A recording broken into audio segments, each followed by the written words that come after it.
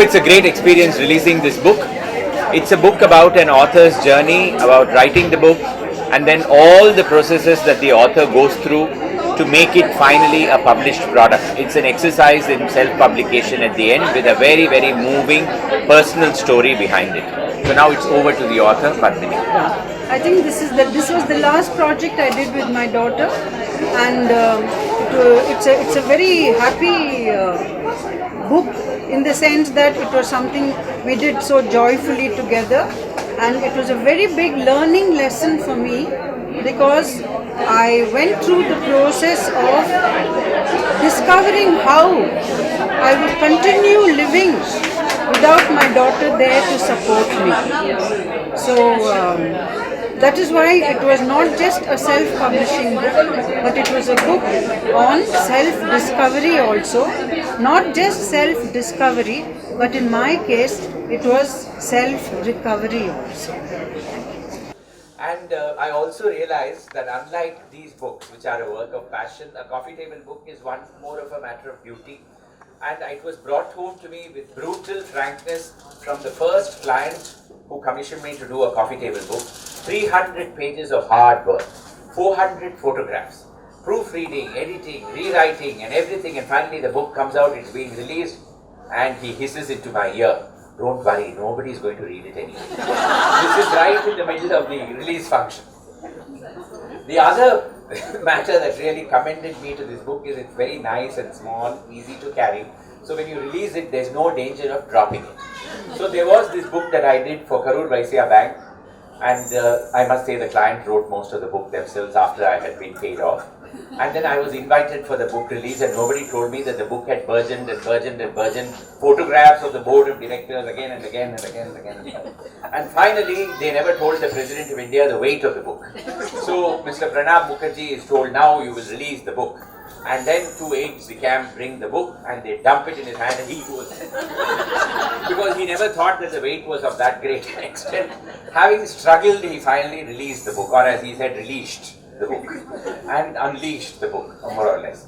The same thing happened a year later when there was a coffee table book with a flyleaf jacket, so heavy that the chief guest was left holding the flyleaf jacket and the book had crashed on its toe just a moment before he released.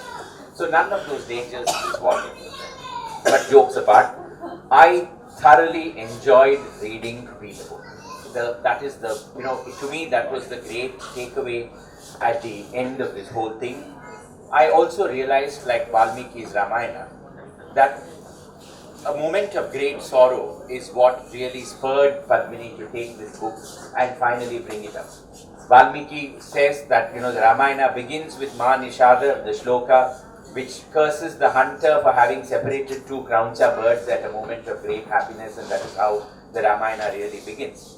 Similarly, for Padmini, it was the separation from her child, Aparna Kamakshi, who is really the spirit of this book.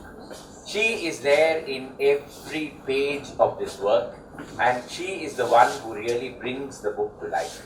Padmini is more of a narrator in this work because she is looking at everything from Aparna Kamakshi's point of view, and at every stage Aparna is consulted in this book, no matter whether it is the early years of the content, then onwards to the very production of the book and the bringing out of the book. And then you realize at one point that Aparna is not there, and then Padmini is writing in her own voice the rest of the book with a great determination and will to bring it out. Full congratulations to you for having brought it out so that we can read and enjoy. Now on to the book itself. What does a typical author go through when they are bringing out a work of passion like this one? There is first the idea as to bringing out a book, and it is very interesting that in this particular work there is the seed of another work which I am sure when it comes out will be Padmini's finest book. It is a story set in the Ariyalur railway accident.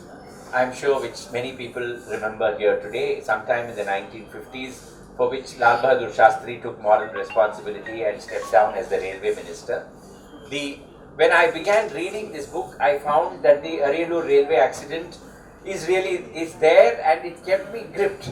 And Suddenly I found the Arilu railway accident stopped because it is one of the very many ideas that mother and daughter had in their mind of bringing out. They documented significant parts of it and then they left it, hoping that one day they will go back to it and then write it and bring it out as a book. And I really look forward to that day when that book comes out, because I'm sure it is going to be gripping. There are many characters, none of them is directly in the train itself, but they are all in the periphery of the railway accident and as to how it impacts their lives. So in a way it's like Murder on the Orient Express with the train as the central character and then the rest of the characters coming around. You have to write that book one day, Padmini, and I hope it will happen, release will happen very soon, and I promise you wherever I am traveling, I will come back in time for the book release. That's one. Be the Book, as I said, is a story of how an author goes about creating a book and the frustrations that the author faces at every turn. It starts with the idea itself. Will this idea be good? Will the idea be bad? Will it be accepted? Who's going to tell us? Go ahead and write it. So Padmini has a dictionary up front where she talks about what is your personal definition of various aspects of a book process, what is the outside world's definition of it, and what is the dictionary's definition of it. So that is when this whole world of how difficult it is really comes out, because you think an idea is great, the publisher thinks it stinks, and then finally the audience which buys it, suddenly it turns out to be a bestseller. And she's quoted 4 or 5 examples in this book of authors whom I personally wouldn't touch with a barge pole, but I know that their books sell in several millions today. So it just goes to show that there is no accounting for public taste when you know what sells and what doesn't sell. And I must say I commend those publishers who rejected those books up front, because they are not really great.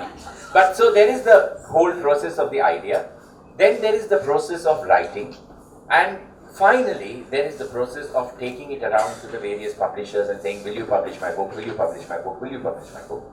And at each stage the publisher says, we will only publish if you have already published 2 other books. And Padmini's question is, what happens if I am a first-time author?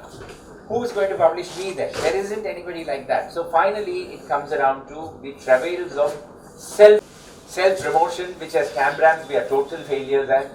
I'm sure if it had been given to a Punjabi, just with the cover they would have gone around, sold the film rights in the Scandinavian and then started off writing a book. But then we are Cambrams, we are told, ayyo, idella drishti vizhundrumma modalla eduthu pogade எழுதின அப்புறம் முதல்ல விஜயதசமி அன்னைக்கு அம்பாள் முன்னாடி வச்சுட்டு அம்பாள் முன்னாடியே தான் இருக்கும், அதுக்கப்புறம் it's never going to go anywhere.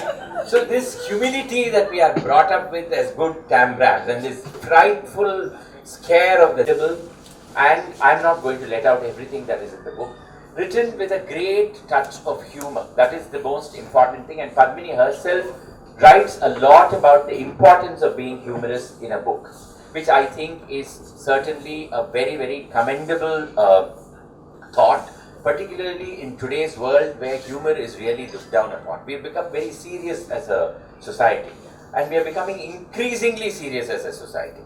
So if somebody writes something even humorously, in Madras a case is filed against him in Tanjavur or Tindikkal or Ramanathapuram, and then that person has to go around defending himself or herself at every possible location. And then if you write a comment, you are offending some fringe group which you did not even know existed, and they come out and say, no, our rights have been offended. The matter is discussed in the legislature. Sometimes it's good if it's discussed in the legislature because the book becomes a bestseller in the process. But it's not all books that get discussed in the legislature either. So humor, in my opinion, is really that thread which keeps us going, keeps us smiling, keeps us happy. I don't think sorrow is going to ever play a similar role. So I'm so happy that you emphasized on the humor element in this book. Thank you very much for bringing it out, and I commend this book to everyone. Thanks a lot. Thank you.